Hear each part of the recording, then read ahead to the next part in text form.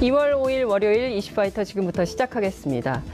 국민의당이 사실상 두 당으로 분당이 됐습니다. 안철수 대표가 그야말로 당헌까지 개정을 하면서 통합 속도를 계속 내고 있는데요.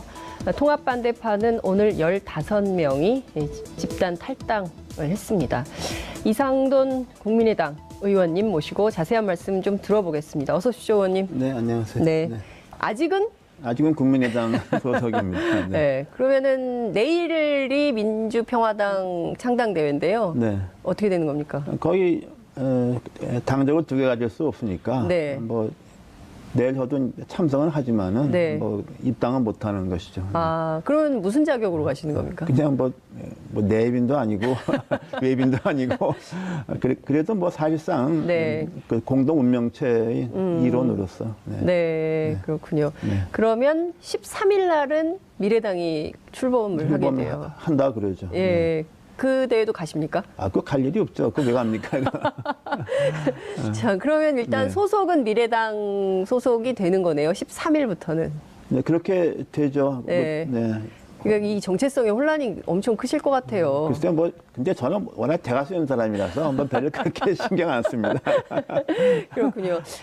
어제 이용주 의원이 1호 탈당을 네. 했고요. 그리고 오늘 이제 오늘 15명. 네. 그래서 모두 16명. 그리고 비례대표 3분이 지금 남아 네, 계셔서 그렇습니다. 네. 전체 하면은 19명. 뭐 이렇게 되는 거죠. 네. 그래서 이제, 거기서 이용호 의원 같은 경우는 뭐 네. 아직은 뭐 오늘 탈당하지 않더라도 네. 아마 본인의 의사를 밝힌 바가 있습니다. 네. 그렇게 해서 예. 19명. 네. 그리고 이제 오늘 박지원 전 대표께서 말씀하신 뭐 숨겨놓은 네. 한 명이 더 있다. 예. 뭐 이런 얘기가 있죠. 네. 숨겨놓은 한 명이 송금주 의원인가요?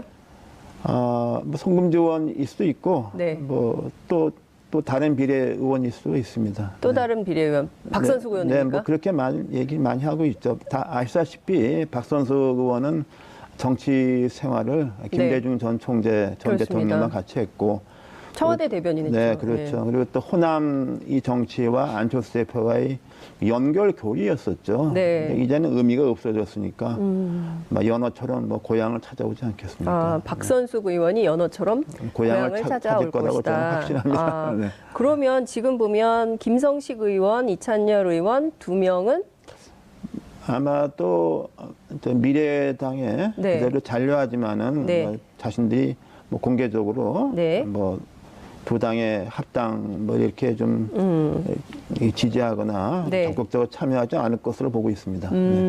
그러면 어찌됐든 보면 지금 전체 국민의당 의원 가운데 미래당하고 민평당으로 나눠 볼 때 네. 어떻게 되는 겁니까? 어느 쪽이 더 숫자는 아무래도 이제 미래당 쪽이. 미래당으로 간 쪽이 많죠. 그러나 네. 이제 제가 좀 강조하고 싶은 말씀은 네. 개개 의원의 2020년 총선에서의 당선 가능성, 21대 진입 가능성을 볼 때 저는 네. 우리 민평당 의원들이 훨씬 높다고 봅니다. 그러면 이제 지금은 어찌됐든 이제 20대 국회 후반기를 지나고 네. 있는데 이 후반기가 끝나고 나면 다시 살아올 수 있는 사람들은 민평당 의원들일 훨씬 많다고 것이다. 봅니다. 네. 미래당 의원들은 살아올 제가 가능성이 볼 때 굉장히 희박하다고 굉장히 봅니다. 희박하다. 굉장히 희박하다고 봅니다. 너무 섣부른 진단 아니십니까? 아니 뭐 저는 뭐 대충 제가 생각하면 되게 맞더라고요. 근거가 있으실 것 같아요. 지역구 사정을 다 보면 다 보이죠. 안 보이니까. 지역구 사정을 보면 다 보인다. 전체 296명이에요. 지금 네. 그 최경환 의원, 이우현 의원 두 사람이 네. 구속됐기 때문에 근데 이거를 오늘 아침 조간들이 쭉 분석한 거 보니까 148 대 148 반반이다. 네. 그래서 사실 이게 민주대 반민주 구도로 또 돌아가는 거 아니냐 이런 분석이 나와요. 그건 뭐 민주대 반민주라고 지금 이 상황에서 표현하기는 그렇고 네. 제가 보기에는 아무래도 현재 키워드가 되어 있는 네. 적폐청산 구도 네. 거기에 대한 어떤 시각차가 드러나 있는 거라고 봅니다. 네. 그런데 148대 48이라고 그러는데 저는 우리 쪽이 네. 적폐청산을 주장하고 좀 뭐 그런 쪽이 뭐 한두 명 더 많다고 봅니다. 그렇군요. 그러면 앞으로 개혁 입법들이 국회 안에서 잘 추진될 거라고 보세요? 근데 그건 또 다른 문제죠. 네. 그 입법은 국회 선진화법 때문에 네. 사실상에 좀 합의가 있지 않으면은 뭐 굉장히 극히 예외적인 경우를 제외하고서는 좀 어렵죠. 다만 이제 국회가 이제 의석 과반수로 네. 표결하는 경우도 있지 않습니까? 예산뿐 아니라 또 네. 그런 표결뿐 아니라 어떤 그 아젠다를 두고서 어떤 의제를 두고서 행동을 같이 하는 네. 경우 이런 경우에 이제 라인업이 더 됐다고 그렇군요. 봅니다. 중요한 것은 지금 소속은 미래당이시지만 네. 심정적으로는 민평당이신 네. 거잖아요. 네. 그러면 미래당에서 비례대표 제명 문제를 좀 처리해 줘야 되는데 이건 지금 내부에서 어떻게 논의가 되고 있습니까? 미래당 내부는 제가 모르겠고요. 아무래도 이제 민평당 쪽에서는 이제 네. 창당이 되고 저기도 이제 통합하게 되면은 예. 아마 공식적으로 뭐 출당 요구를 좀 하겠죠. 네, 그래서 공은 일단 저쪽에 넘어가 있는 것이고 또 여론에 제가 알고 있기는 이미 신문 사설로도 네. 그 문제를 다루는 경우가 있고 맞습니다. 칼럼도 예, 예. 몇 편 나온 적이 있습니다. 네. 6월 지방선거 이전에는 안 해줄 거다 이런 전망이 있어요. 6월까지 금방 가지 않습니까? 뭐. 아, 그렇게 전망하십니까? 6월까지 미룰까요? 글쎄, 글쎄요, 뭐, 일단 공은 저쪽에 있으니까, 네. 뭐 두고 보는 거죠. 네. 근데 당에 계시면서 네. 그 정체성의 혼란 때문에 그러니까 마음은 민평당인데 그러니까 아니, 몸은 지금 그 미래당에 묶여 있는 아니, 이런 저는 상황이잖아요. 정체성 그러는데 저는 네. 뭐 제 개인 정체성이지, 뭐 당이 어쩌느냐, 이렇게 뭐 별로 신경 안 씁니다. 아, 근데 미래당의 이제 노선이나 뭐 이제 뭐 가치나 이런 게 쭉 정해지지 않겠어요? 소위 이제 네, 당론 뭐 이런 게 있을 텐데 그런 거하고 반대되는 입장을 계속 피력하실 텐데 아니, 근데 미래당 뭐- 입장에서 보면 굉장히 불편한 존재가 될 거 아니겠어요? 그렇죠. 저도 솔직히 말해서 네. 저 현재 그 문재인 정부가 추진하는 모든 정책에 100% 찬성하는 게 아니죠. 네. 뭐 저도 뭐 거기서 좀 요새 하는 경제 정책이나 뭐 이런 것 등등에서는 저도 상당히 뭐 유보적인 네. 또는 뭐 조금 비판적인 입장을 가지고 있지만은 네. 어제까지는 큰 흐름으로 볼 때 네.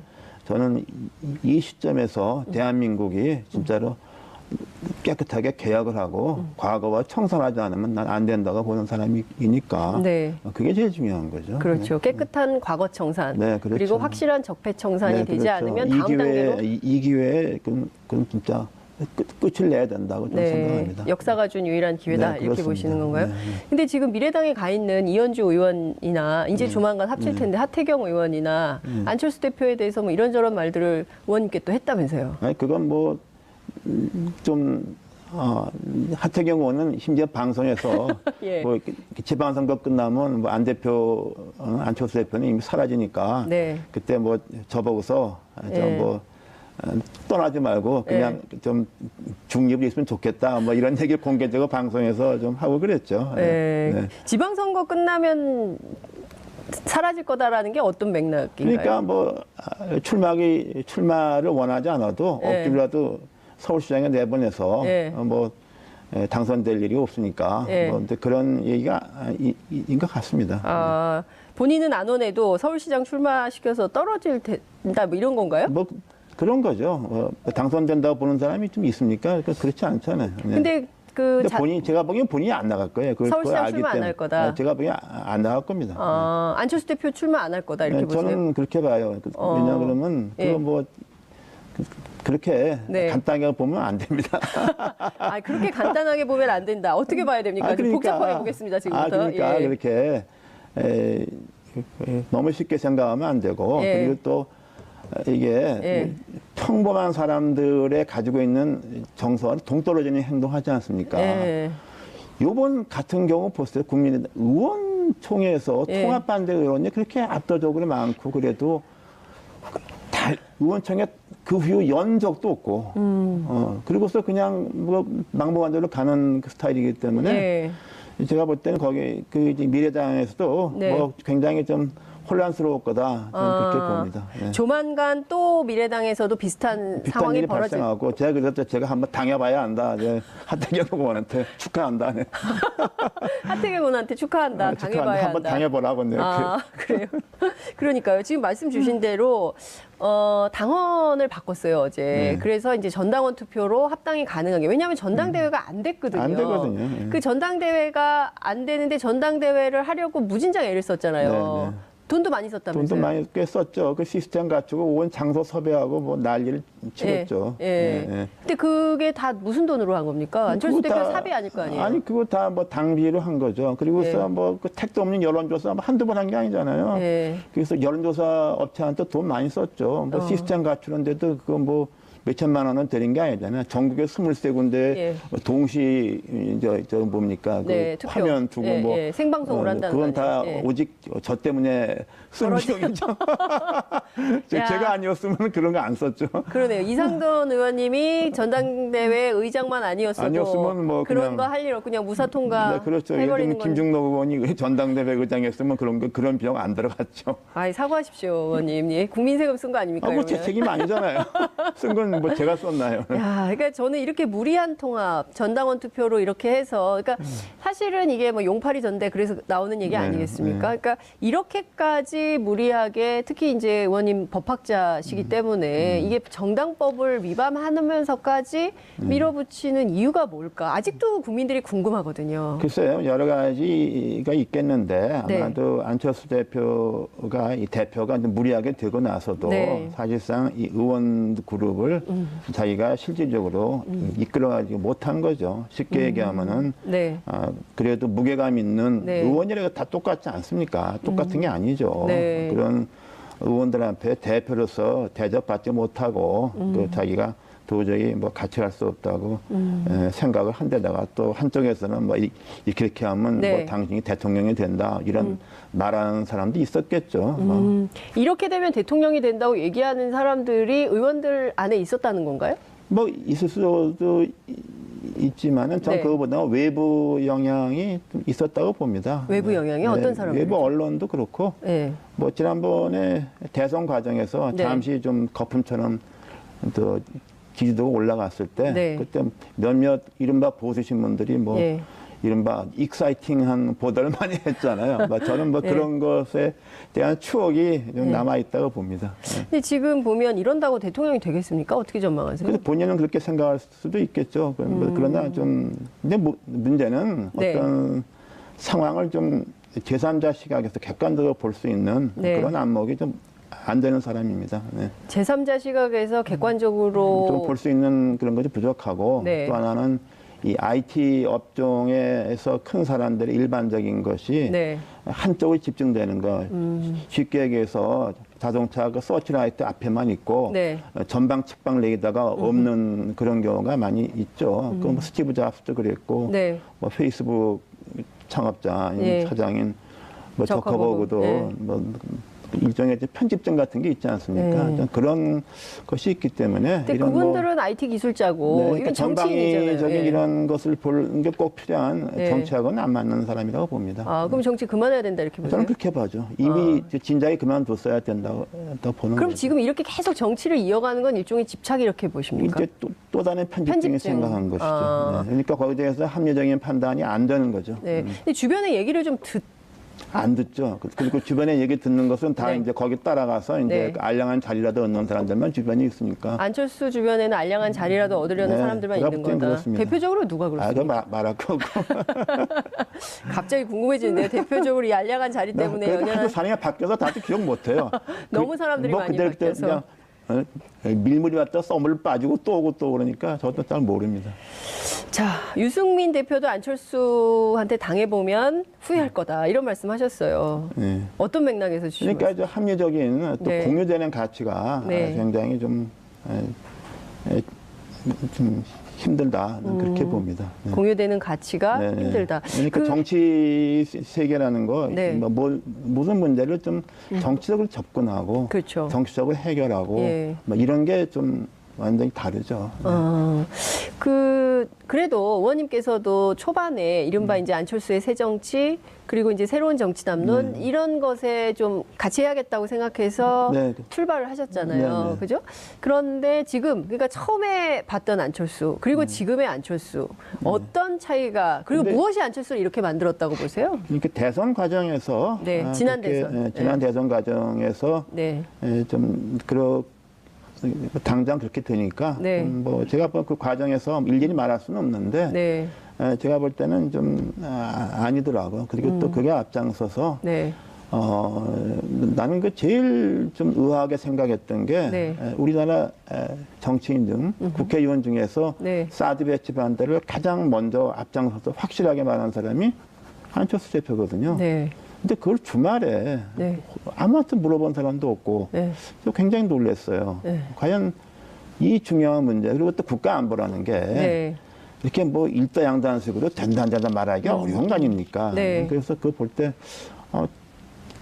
저 사람이 과연 국가를 이끌 수 있겠는가에 대해서 저는 좀 그랬고 그 전에도 뭐 좀 완전한 사람은 없어요, 솔직히 네, 말해서. 그렇죠. 예, 그리고 또 예. 웬만한 사람 같고 또 그 사람이 대중의 그렇죠. 어떤 호응을 받고 하면은 네. 주변에서 잘 네. 이끌어주면은 예. 갈 수 있는데 만들어가는 측면도 있죠, 근데 이제 정치인은. 거기서 제가 좀 굉장히 좀 회의적인 생각을 했죠. 그러니까 사드 배치와 관련해서 뭐 제일 먼저 주장했다가 이것을 철회하는 과정을 보면서 철회는 또 나중에 가면서 또 예. 무리하게 바꾸고 뭐 이런 것에 대해서 저는 좀 개인적인 예. 철학이 예. 좀 기본적으로 없다. 그래서 이제 흔히 안철수 대표가 늘 처음에 말했던 것이 안보는 보수, 네. 경제는 진보인데 진보, 예. 제가 그 나중에 나름대로 정리하기는 예. 그 안보는 무개념, 경제는 보수. 보수다 경제는. 예, 경제는 보수. 예. 이것도 좀 기업가 시각에서 보는 보수다 이렇게 봅니다. 그래서 그 지금 나오는 워딩이 다 그거예요. 기업가 시각에서 경제 이슈를 얘기하는 겁니다. 최저임금이니 뭐니 다 마찬가지예요. 경제인의 시각에서. 네, 그렇죠. 그러니까 처음에 안철수 대표가 삼성동물원 이렇게 한겨레 인터뷰했을 네. 때만 하더라도 상당히 국민들한테 신선한 충격, 그래서 우리 정치에 없는 얘기들을 새로운 담론을 끌어내서 주목을 받았었는데. 근데 그거는 그 당시 이제 대중이 자기 지지해 줄 수 있는 그 정치인. 대상을 예. 생각하고 의도적으로 만든 거죠. 저는 그렇게 봅니다. 그러니까 예. 제가 유승민 대표하고 안철수 대표가 큰 차이가 뭐냐. 예. 유승민 대표는 딴 사람들이 동의하건 말건 간에 매사에 상당한 자기의 확고한 생각과 철학과 신념이 있습니다. 예. 물론 거기에 대해서 동의하는 사람도 있고 예. 동의하지 못하는 사람도 있지만은 예. 근데 안철수 대표는 그게 전혀 없는 사람이죠.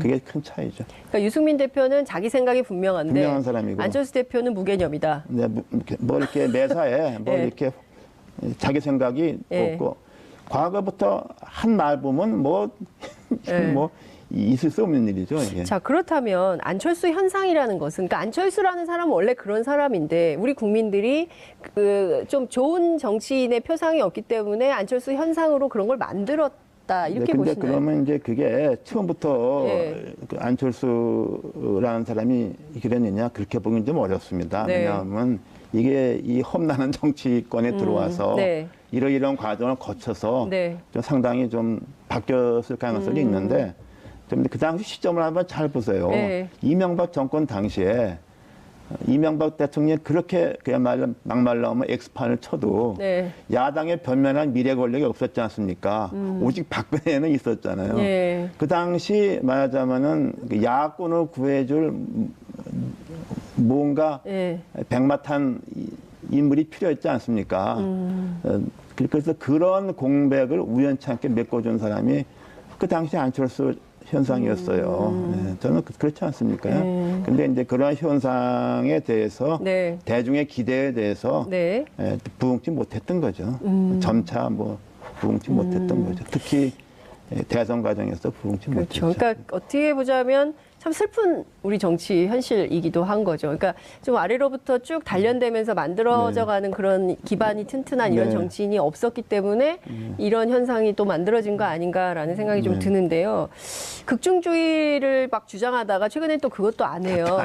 그러니까 제가 말씀드린 게 이게 네. 도대체 생각이 없는 사람 아니냐.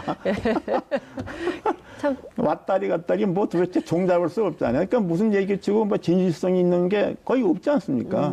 근데 문제는 처음부터 그랬느냐. 네.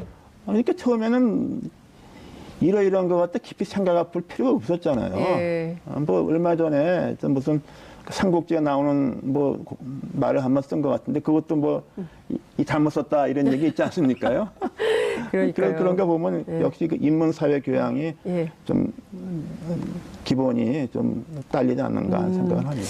자유한국당과의 통합은 좀 어떻게 보세요? 그건 안 될 겁니다. 그건 안 된다. 왜 저는 이유는 한국의 네. 전통 보수, 네. TK 보수, 네.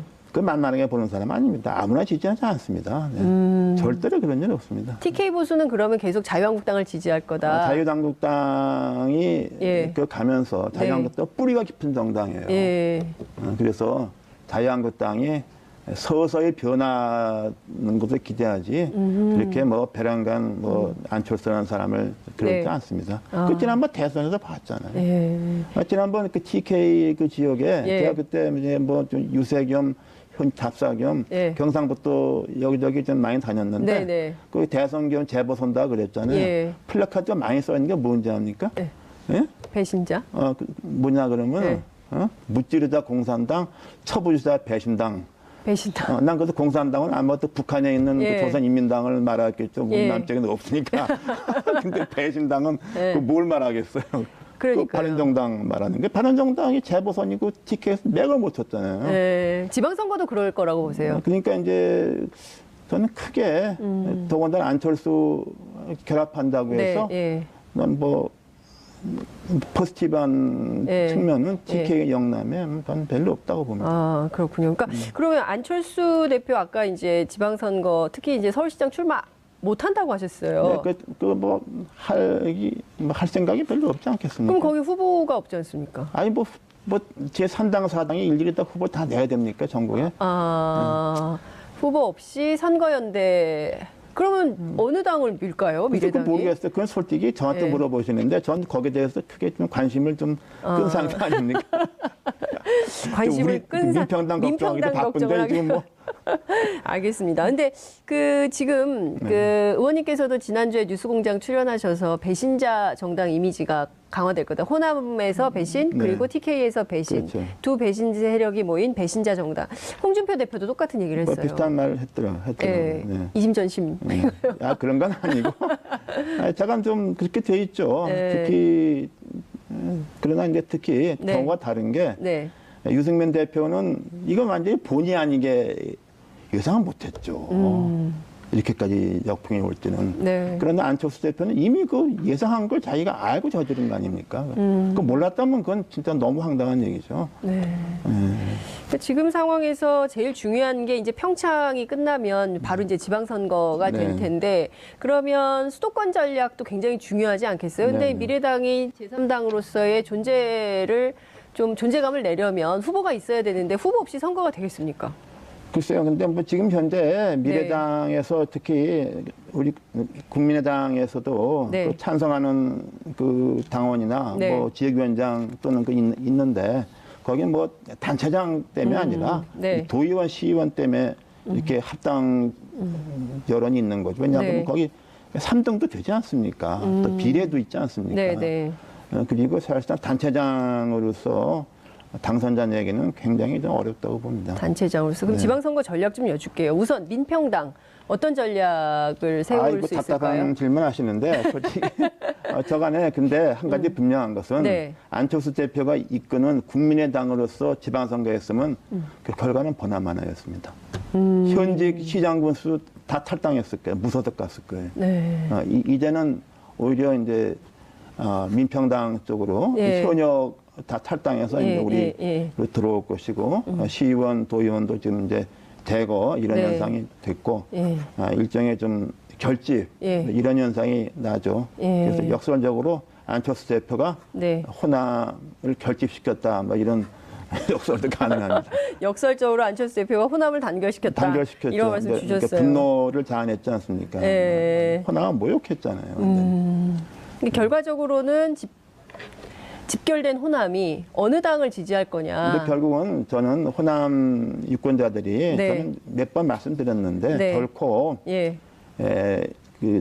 이제 국민의당은 지난 얘기고 네. 이렇게 민주당을 100% 지지하지 않습니다. 그냥 그러면은 그렇게 되면 또 과거처럼 네. 공천 인즉 당선돼 버리는 유권자가 본 선거가 의미가 없는 선거를 해왔잖아요. 그러나 지난번 총선 때 네. 유권자들이 얼마나 행복했습니까? 선택지가 네, 다양해졌다. 그리고 지난번 예산 투쟁에서도 얼마나 그 효과가 있었습니까? 그래서 저는 호남 유권자들이 네. 그런 전략적인 선택을 할 거라고 봅니다. 자, 호남에서는 민주당하고 경쟁을 하고 네. 수도권에서는 어떻게 됩니까? 수도권 전략은 뭐 지금 우리가 당은 막 간판을 내일 올리는 거니까 내일. 올리니까 네. 뭐 수도권에서는 일단 좀 우리가 네. 기초 또는 광역 의원이라도 네. 좀 당선을 시키려고 노력해야 되겠죠. 단체장은요? 단체장도 이제 시장 군수, 네. 특히 뭐 서울시장, 경기지사 같은 경우는 네. 참 그런 문제는 좀 쉽지 않다고 봅니다. 네. 그럴 경우에는 어떻게 합니까? 민주당하고 선거 연대도 글쎄요. 생각하세요?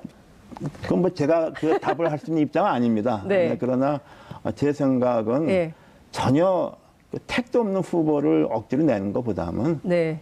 그것도 차선의 방법이 될 수 있다고 봅니다. 택도 없는 후보를 내는 것보다는 네, 민주당하고 뭐 선거 이제 연대. 억지로 만들었는데 누가 예. 보더라도 이거 뭐 5%, 예. 7%도 안 되는 사람을 네. 후보라고 내는 것은 저는 바람직하지 않다고 봅니다.